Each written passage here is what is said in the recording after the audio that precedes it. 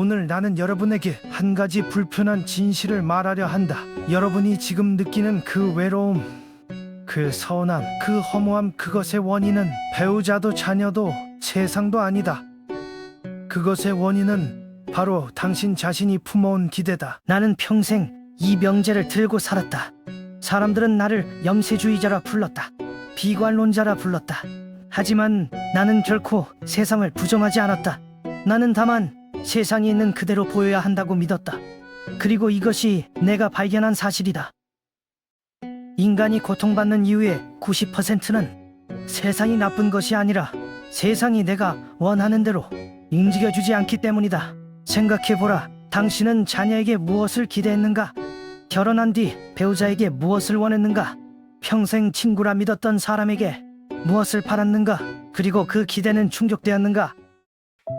아마 이 영상을 보고 있는 당신은 조금 지쳐 있을 것이다. 관계에 지쳐 있을 것이다. 누군가를 사랑했는데 돌아온 것이 실망뿐이라 느끼고 있을지도 모른다. 오늘 나는 그 실망의 정체를 해부하려 한다. 그리고 단지 위로를 드리려는 것이 아니다. 당신이 이 영상을 끝까지 보고 나면 기대를 포기하는 것이 아니라 기대를 내려놓는 것이 어떤 의미인지 알게 될 것이다. 그리고 그것이 당신 삶을 어떻게 바꾸는지 느끼게 될 것이다.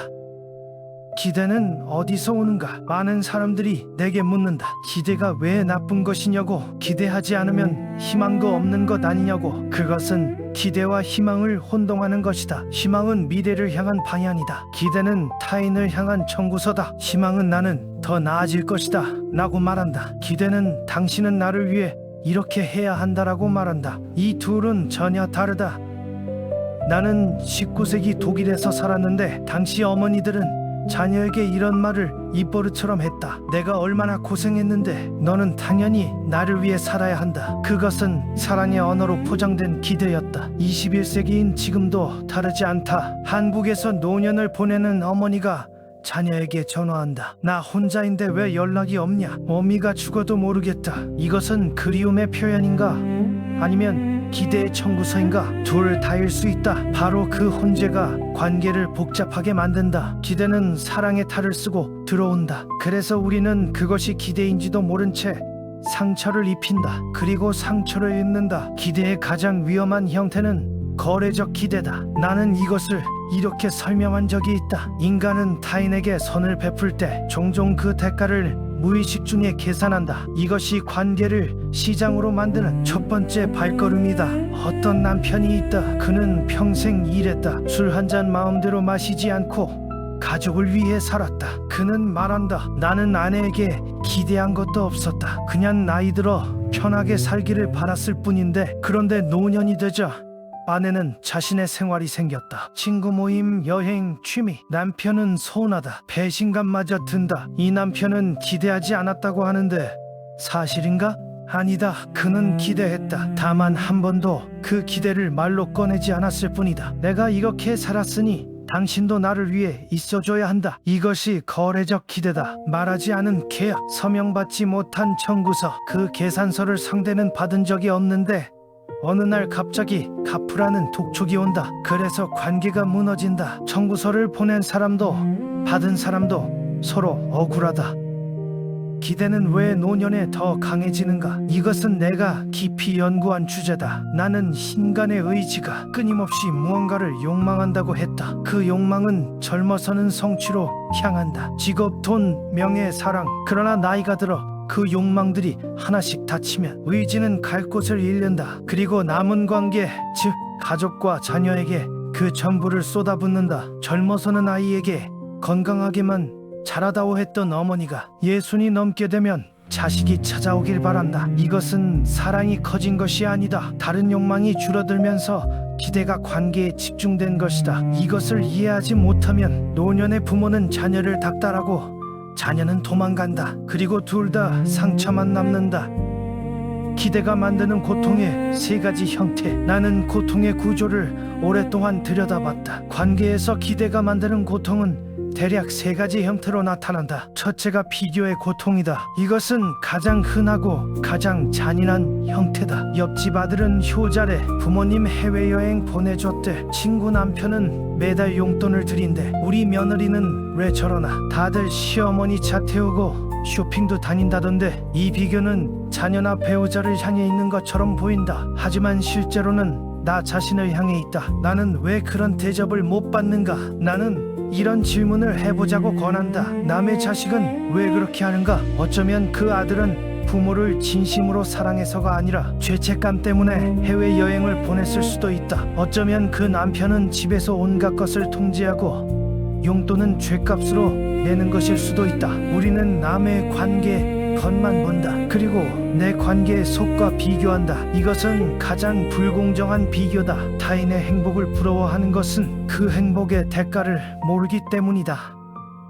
둘째는 침묵의 고통이다. 이 고통의 형태는 더 은밀하다. 한 어머니가 있다. 나이 72이고 딸이 한 달에 2번 온다. 와서 밥을 차리고 청소를 도와주고 안부를 묻는다. 딸은 최선을 다한다고 생각한다. 하지만 어머니의 마음속에는 이런 기대가 있다. 그냥 와서 내 손잡고 앉아 있어 줬으면, 아무것도 안 해도 되니까 그냥 같이 있어 줬으면. 이 기대를 어머니는 한 번도 말한 적이 없다. 바쁜 딸한테 그런 말을 어떻게 하나. 그래서 딸이 올 때마다 밥을 차리고 웃으며 보내고, 딸이 떠나면 한동안 가슴이 허한다. 그리고 속으로 생각한다. 그 아이는 내 마음을 모른다. 하지만 말하지 않은 기대를 상대가 어떻게 아는가? 텔레파시를 기대하는 것은 관계가 아니라 마법이다. 침묵한 기대는 관계를 조용히 썩힌다. 냄새가 나기 전까지 아무도 모른다. 그리고 어느 날 갑자기 모든 것이 무너져 있다. 여기서 말하는 침묵은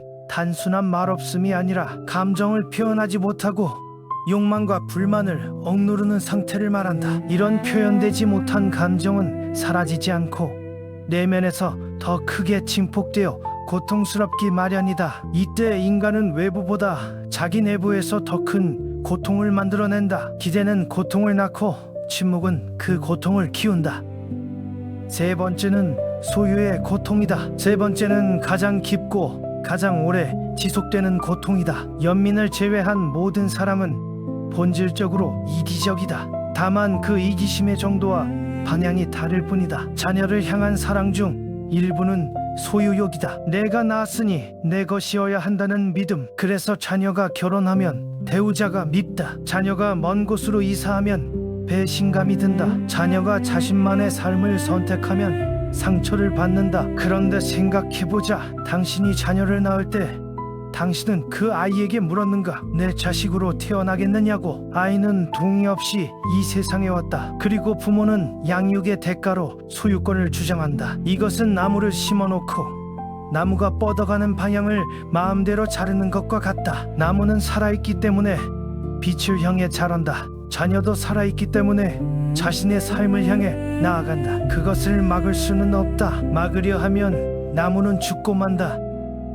동양과 서양이 이 문제를 어떻게 봤는가 살펴보자. 나는 동양 사상, 특히 불교와 노자의 사상에 깊이 경도되어 있었다. 그래서 나의 철학과 놀랍도록 공명한다. 불교의 시선에서 보면 집착이 고통이다. 석가모니는 2500년 전에 이미 이것을 꿰뚫었다. 모든 고통은 집착에서 온다. 집착을 내려놓으면 고통도 끝난다. 불교에서 말하는 집착은 단순히 물건에 대한 욕심이 아니다. 관계에 대한 집착, 역할에 대한 집착, 타인이 나를 어떻게 봐야 한다는 집착. 나는 이것을 서양의 언어로 이렇게 번역했다. 의지는 끊임없이 무언가를 원한다. 그 원함은 충족되는 순간 다시 다른 것을 원한다. 따라서 의지가 살아있는 한 인간은 영구적인 불만의 상태에 있다. 기대는 의지의 한 형태다. 기대가 충족되면 또 다른 기대가 생긴다. 아들이 전화하면 왜 더 자주 안 하냐가 된다. 딸이 생일에 오면 왜 더 오래 있지 않냐가 된다. 의지를 끄는 것, 즉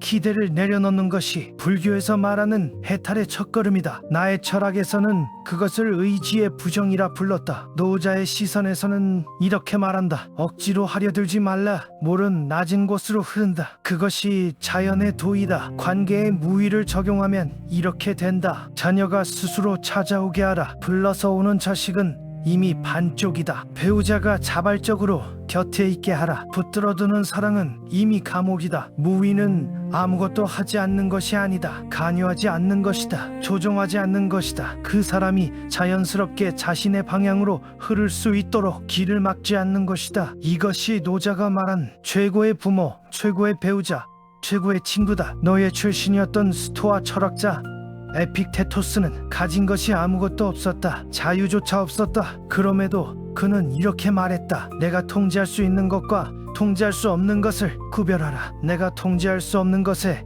기대를 걸지 말라. 타인의 행동은 내가 통제할 수 없다. 자녀가 전화를 하는지 안 하는지 내가 통제할 수 없다. 배우자가 오늘 나를 사랑하는지 어떤지 내가 통제할 수 없다. 그러나 내가 통제할 수 있는 것이 있다. 내가 어떻게 반응하는가? 내가 무엇을 느끼기로 선택하는가? 내가 오늘 나 자신을 위해 무엇을 하는가? 에픽테토스는 노예이면서도 자유로웠다. 왜냐하면 그는 타인에게 기대를 걸지 않았기 때문이다. 이제 잠시 이론을 내려놓고 실제 삶의 이야기를 하려 한다. 내가 오래 관찰한 인간들의 이야기다. 이야기 1. 고마운 줄 모르는 자식이라는 착각. 70대 초반의 한 아버지가 있다. 그는 자식 셋을 대학에 보냈다. 집도 사줬다. 결혼 비용도 댔다. 그 과정에서 자신의 노후 자금이 많이 소진됐다. 그는 지금 이렇게 말한다. 그놈들이 고마운 줄 모른다. 명절에 한 번 오는 것도 힘들다고 한다. 그의 자녀들은 어떻게 생각하는가? 아버지는 해준 것에 대한 청구서를 매달 보내신다. 명절에 가면 잔소리, 교육 훈계를 하신다. 절로 가고 싶지 않다. 누가 옳은가? 아버지는 진심으로 많은 것을 해주었다. 자녀는 진심으로 힘들다. 문제는 아버지가 해준 것을 사랑으로 주지 않고 선불금으로 줬다는 것이다. 그리고 자녀는 그 선불금의 규모를 몰랐다. 주는 순간에 돌려받을 생각 없이 줬어야 했다. 그렇지 않으면 그것은 선물이 아니라 채권이다. 나는 이것을 이렇게 정리한다. 진정한 사랑은 대가를 계산하지 않는다. 계산을 시작하는 순간 그것은 이미 사랑이 아니다. 이야기 50년을 함께 산 부부의 균열. 50년을 함께 산 부부가 있다. 남편은 평생 경제적 책임을 다했다. 아내는 평생 집과 아이들을 위해 살았다. 퇴직 후 남편은 처음으로 집에 있게 됐다.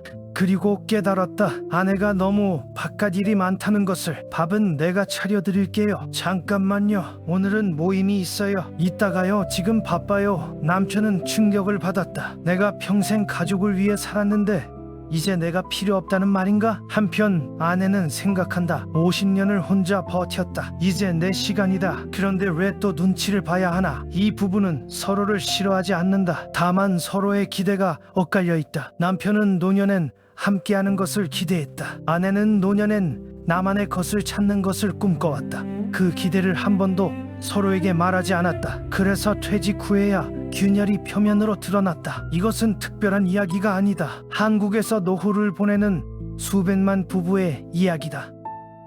이야기 3. 친구에 대한 기대 그리고 배신감. 나는 평생 친구가 별로 없었다. 그것이 나를 철학으로 이끌었는지도 모른다. 하지만 나는 인간들이 친구 관계에서 겪는 고통을 많이 관찰했다. 어느 칠순 노인이 있다. 평생의 친구라 믿었던 사람이 있었다. 술도 함께 마시고 어려운 시절도 함께 버텼다. 그런데 몇 년 전 돈 문제로 사이가 틀어졌다. 작은 오해였지만 그 친구는 변명 한마디 없이 연락을 끊었다. 그 노인은 말한다. 사람이 이렇게 변할 수 있는 건가? 평생을 믿었는데 나는 이 사람에게 이렇게 묻고 싶다. 당신은 그 친구의 어떤 면을 믿었는가? 그 친구가 보여준 모습을 믿었는가?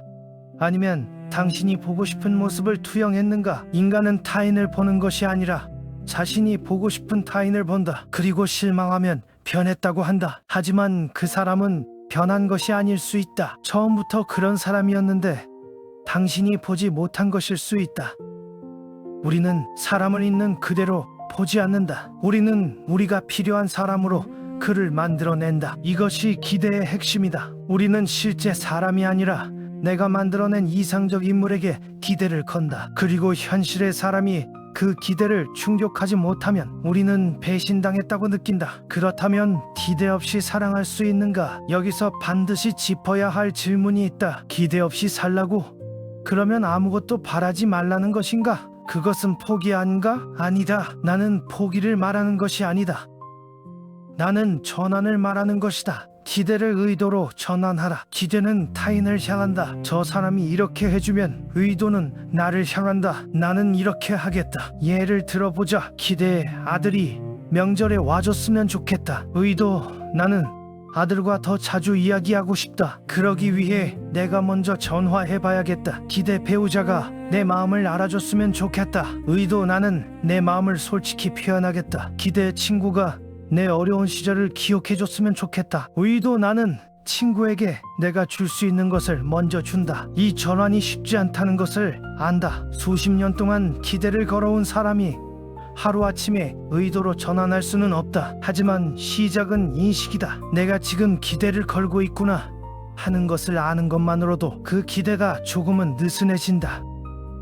관계를 거울로 사용하라. 나는 평생 이런 질문을 던졌다. 타인이 나를 실망시킬 때 나는 무엇을 보고 있는가? 그 사람의 결함인가? 아니면 내 기대의 크기인가? 관계에서 실망은 항상 거울의 역할을 한다. 자녀에게 실망했을 때 물어보라. 내가 기대한 것이 그 아이에게 공정한 것이었는가? 내 나이 때 나는 부모에게 그것을 해드렸는가? 배우자에게 실망했을 때 물어보라. 나는 그 사람에게 그것을 말한 적이 있는가? 나는 그 사람이 원하는 것을 물어본 적이 있는가? 친구에게 실망했을 때 물어보라. 내가 그 사람에게 원하는 것을 나는 그 사람에게 해주었는가? 이 질문들은 불편하다. 왜냐하면 대부분의 경우 답이 아니오이기 때문이다. 하지만 그 불편함이 바로 변화의 씨앗이다. 기대 없는 사랑, 그것이 가능한가? 솔직히 말하겠다. 기대를 완전히 없애는 것은 불가능하다. 우리는 인간이다. 의지를 가진 존재다. 원함은 본능이다. 하지만 기대의 강도를 낮추는 것, 기대의 방향을 바꾸는 것은 가능하다. 나는 이것을 낮은 기대의 미학이라 부르고 싶다. 아들이 명절에 올 것이라 기대하지 말고 아들이 건강한 것으로 충분하다고 여겨라. 그러면 전화 한 통이 왔을 때 그것이 선물이 된다. 배우자가 내 마음을 다 알아줄 것이라 기대하지 말고 오늘 함께 밥을 먹는 것으로 충분하다고 여겨라. 그러면 오늘의 밥상이 행복이 된다. 친구가 평생 변하지 않을 것이라 기대하지 말고 지금 이 순간을 함께하는 것으로 충분하다고 여겨라. 그러면 오늘의 커피 한 잔이 우정이 된다. 행복은 더 많은 것을 얻는 것이 아니라 지금 있는 것으로 충분함을 느끼는 능력이다. 기대를 내려놓는 실천 방법 5가지. 이제 구체적인 실천을 이야기하자. 철학은 삶에 적용될 때 비로소 가치가 있다. 첫 번째, 기대를 말로 꺼내라. 침묵한 기대는 시한폭탄이다. 말하지 않은 기대가 관계를 조용히 파괴한다. 오늘 당신이 가장 서운한 사람에게 전화해서 이렇게 말해보라. 나는 당신에게 서운했는데 이거 해주면 좋겠다. 가능하냐? 이 한마디가 얼마나 어려운지 안다. 그것을 말해야 하냐 하는 생각이 든다. 하지만 말해야 하는 것이 아니라 말할 수 있는 용기가 관계를 살린다. 두 번째, 최소 기대를 설정하라. 기대를 없애는 것이 아니라 기대의 크기를 줄이는 것이다. 자녀에게 한 달에 2번 오기를 기대했다면 한 달에 1번 전화하는 것으로 바꿔보라. 배우자에게 매일 함께 산책하기를 원했다면 일주일에 1번으로 바꿔보라. 기대의 기준을 낮추는 것이 포기가 아니다. 그것은 충족될 수 있는 기대로 조정하는 것이다. 충족된 기대는 감사가 된다. 세 번째, 기대의 출처를 물어라. 어떤 것을 기대하게 될 때 이렇게 물어라. 이런 기대는 진짜 나의 것인가? 아니면 사회가 심어준 것인가? 자식은 부모를 봉양해야 한다. 이것은 진리인가? 문화적 기대인가? 배우자는 내 편이어야 한다. 이것은 사랑인가? 의존인가? 친구는 내 비밀을 지켜야 한다. 이것은 신뢰인가? 통제인가? 기대의 출처를 물으면 기대의 절반이 스스로 힘을 잃는다. 네 번째, 혼자서 할 수 있는 것을 찾아라. 기대가 강한 사람은 대부분 자신의 삶이 비어있는 사람이다. 자신을 채울 것이 없으니 타인에게 채워달라고 하는 것이다. 오늘 혼자서 할 수 있는 즐거운 일을 한 가지 찾아보라. 산책, 독서, 요리, 음악 감상, 그림 그리기. 그 한 가지가 당신을 타인에 대한 의존에서 조금씩 해방시킬 것이다. 자신이 충만한 사람은 타인에게 덜 요구한다. 왜냐하면 이미 채워져 있기 때문이다. 5번째, 감사의 일기를 쓰라. 이것은 내 철학과 거리가 있어 보일 수 있다. 하지만 실천에 있어서 나는 이것의 효과를 부정하지 않는다. 매일 밤 오늘 기대가 충족된 한 가지를 적어라. 아주 작은 것도 된다. 아들이 문자 한 통 보냈다. 배우자가 커피를 타줬다. 친구가 안부를 물었다. 기대가 충족된 것에 집중하면 충족되지 않은 것이 조금 덜 눈에 띄기 시작한다. 그것이 행복의 근육을 키우는 방법이다. 이제 기대를 내려놓은 사람들의 삶을 들여다보자. 나는 역사에서 기대를 내려놓은 사람들을 만났다. 로마의 황제이자 철학자인 마르쿠스 아우렐리우스는 이렇게 썼다. 아침에 일어나면 이렇게 생각하라. 오늘 나는 배은망덕한 자, 폭력적인 자, 기만적인 자들을 만날 것이다. 하지만 그들은 선악을 구분하지 못해서 그런 것이다. 나는 그들로 인해 해를 입을 수 없다. 그는 타인에 대한 기대를 아예 출발선에서 조정했다. 사람들은 완전하지 않다. 나는 것을 전제로 하루를 시작했다. 그러니 실망할 것이 없었다. 황제의 자리에 있으면서도 그는 불만이 적었다. 왜냐하면 그는 자신이 통제할 수 없는 것에 기대를 걸지 않았기 때문이다. 로마 시대의 철학자 세네카는 이렇게 말했다. 인생은 짧은 것이 아니다. 우리가 인생을 낭비하기 때문에 짧게 느껴지는 것이다. 타인의 반응을 기다리며 보내는 시간이 얼마나 많은가. 아들이 전화하기를 기다리며, 아내가 먼저 미안하다고 하기를 기다리며, 그 기다림 속에서 우리의 시간이 녹아내린다. 세네카는 그 시간을 돌려받으라고 했다. 기다리는 대신 지금 당신이 원하는 삶을 살라고. 기대를 내려놓는 것은 시간을 돌려받는 것이기도 하다. 나는 지금 여러분에게 이것을 말하고 싶다. 기대를 내려놓는 것은 냉정해지는 것이 아니다. 더 깊이 사랑하기 위한 준비다. 기대 없이 사랑하는 사람은 상대가 무엇을 하든 감사할 수 있다. 왜냐하면 처음부터 청구서를 보내지 않았기 때문이다. 당신은 오늘까지 많은 것을 줬을 것이다. 가족을 위해, 자녀를 위해, 배우자를 위해. 그리고 많이 지쳐 있을 것이다. 그 지침의 원인이 그들이 무감각해서 일 수도 있다. 하지만 일부는 내가 돌려받기를 원하며 줬기 때문이기도 하다. 이제부터는 다르게 살 수 있다. 주되 청구서를 보내지 말라. 사랑하되 소유하려 하지 말라. 바라되 강요하지 말라. 그렇게 하루하루를 살다 보면 어느 날 아무것도 기대하지 않았는데 생각지도 않은 곳에서 따뜻함이 찾아올 것이다. 그때 비로소 당신은 알게 될 것이다. 기대를 버릴 때 행복이 시작된다는 것을요. 여기까지 긴 시간 함께 해줘서 고맙습니다. 다음 편에서 또 다른 이야기를 들고 오겠습니다. 이상 쇼펜하우어의 시각에서 기대를 내려놓고 행복해지는 지혜를 나눴습니다. 인생 후반전 삶의 지혜는 여러분의 구독, 좋아요로 더욱 힘을 내겠습니다. 감사합니다.